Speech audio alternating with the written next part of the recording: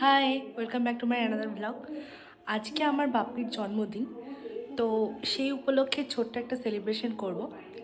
আর যার জন্য আমি একটা কেক অর্ডার দিয়েছিলাম, তো কেকটা অলরেডি চলে এসেছে। এবার আমরা কেকটা আনবক্সিং করব। এখন বাপি আর মা বাড়িতে নেই, আমি আর বুনি আছি। তো আমরা এখন কেকটা আনবক্সিং করব। আর তারপর কেকটা কোত্থেকে নিয়েছি না নিয়েছি সমস্ত ডিটেলস তোমাদের সঙ্গে শেয়ার করব। আর আজকের এই ছোট্ট একটা ব্লগ, যেখানে এই ছোট্ট সেলিব্রেশনের সব কিছু তোমাদেরকে দেখাবো। তো চলো আস্তে আস্তে দেখানো যাক। সিওরির মধ্যে ডেলিভারি চার্জ লাগে না। অসাধারণ একটি সুন্দর কেক দিয়েছেন। এবার এখন কেকটাকে আমি ওপেন করব। এখানে কেকের গায়ে দিদির সমস্ত ডিটেলস লেখা আছে, কন্ট্যাক্ট ডিটেলস। আমি এছাড়াও ক্যাপশনে দিয়ে দেবো।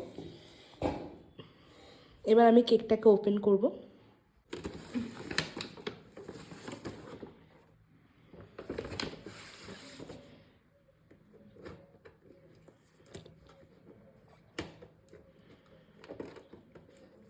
এবার বন্ধ করে দিয়ে আমি ওপেনটা করি।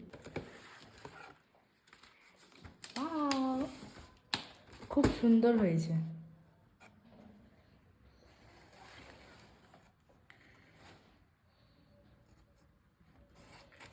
সত্যি খুব সুন্দর হয়েছে, তাই না? ভালো করেছো বললাম। আজকে যেহেতু আমাদের বাপির বার্থডে, তাই এখন দুপুরবেলায় তার বার্থডের আয়োজনের জন্য পায়েস রান্না হচ্ছে। এই দেখুন, আমার দিদি তার আয়োজন করছে। কিরে, হলো?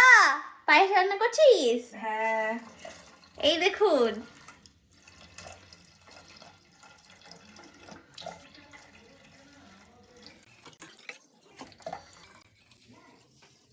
দেখুন এখানে দিদি দুধ গরম করছে। পায়েসে সমস্ত সামগ্রী আছে। এই দিদি, এবারে কি কি আছে? যেহেতু গুড়ের পায়েস হবে, সেই জন্য এখানে খেজুর গুড় আছে, আর কি তারপরে আছে? কাজু কিশমিশ রয়েছে, মিছরি আছে, তেজপাতা আছে, এলাচ আছে, আর এখানে আছে গোবিন্দভোগ চাল। যেহেতু আজকে বাপির বার্থডে, সেই জন্য পায়েসটা বানিয়ে রাখছি। স্কুল থেকে এসে তো সেলিব্রেশন হবে সন্ধ্যাবেলায়, সেই কারণে।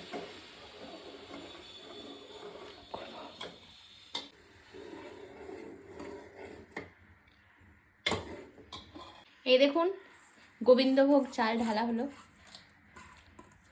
পায়েসের মধ্যে দিয়ে দিলাম। হ্যাঁ, একটু সিদ্ধ হওয়ার পর আমরা গুড়, মিষ্টি সব অ্যাড করব। মিষ্টি আবার গুড়, বাবা। মিছরিটা একটু স্বাদের জন্য অ্যাকচুয়ালি দেবো। তো আজকে তো খেজুর গুড়ের পায়েস, আর শীতকাল মানেই তো আমরা খেজুর গুড়ের পায়েসটাই রান্না করি, তাই না? বাবা তো মিষ্টি খাবে না, যেহেতু বাপির সুগার আছে বলে আমরা চিনিটা এই জন্যই অ্যাভয়েড করি, গুড়টাতেই বেশি করি। মিষ্টি যে এটা তো সামান্য জাস্ট স্বাদের জন্য। ওই মিছরিতে কোনো মিষ্টি হবে না সেরকম, শুধুমাত্র হালকা একটু স্বাদের জন্য দেওয়া হচ্ছে।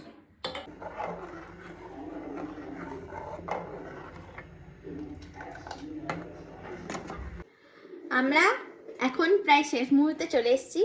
প্রায় আমাদের পায়েস তৈরি হয়ে এসছে। এই দেখুন, পায়েস প্রায় তৈরি হয়ে এসছে। কি সুন্দর কালার এসছে, দেখ কি সুন্দর কালার এসছে না? হ্যাঁ, খুব সুন্দর কালার এসছে। গুড়ের পায়েস বলে কথা, কালারটা আসবে, তাই না? সেন্টও খুব সুন্দর হচ্ছে চালটা।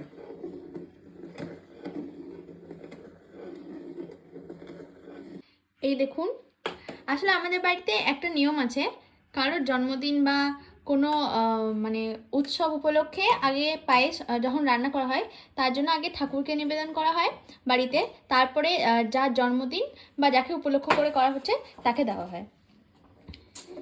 তাড়াতাড়ি বললি, অফ কর। এই ওটা কার জন্য রে? এইটা হচ্ছে ঘরের আমাদের যে মা লক্ষ্মী ঠাকুর ঘরে, তার জন্য তুলে রাখছি। সেটা হচ্ছে আমাদের বাড়ির এটা একটা নিয়ম, যখনই পায়েস রান্না করা হয়, সেটা কোনো জন্মদিন হোক বা কোনো কিছু উপলক্ষে হোক, তখন আগে আমরা ঠাকুরকে নিবেদন করি।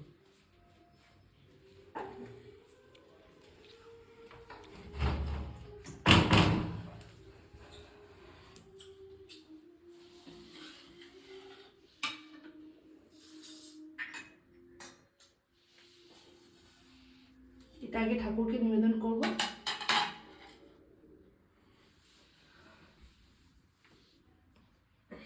আর তুলে রাখবো। এখন পায়েসটা খুবই গরম, মানে ভীষণই গরম বলতে গেলে, কারণ এইমাত্র হয়েছে। হ্যাঁ, ওটা তো বাপির কিন্তু জন্য তোলা যখন হচ্ছে। সন্ধ্যাবেলায় খাওয়া দাওয়া হবে তখন এটা ঠান্ডা হয়ে যাবে, সেটার জন্য কোনো অসুবিধা নেই।